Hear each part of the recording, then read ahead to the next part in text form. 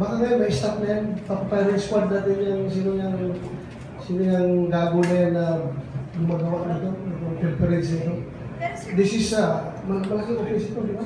We're giving arms to the enemy. So, death by hanging ba? Death by mosquito or death by talisman? Hindi ko alam, pero how I wish ma-firing squad natin yung mga responsable dito. Isn't it about time, sir, na talagang mag-dig deeper para makuha talaga yung connection sa mga. Yeah, with Attorney Busan around, the director of CDG, we will not stop until all stones are turned. Sir, medyo malakas yata yung loob, West Gravel na malapit-lapit dito sa kampo kung saan, tago saan to.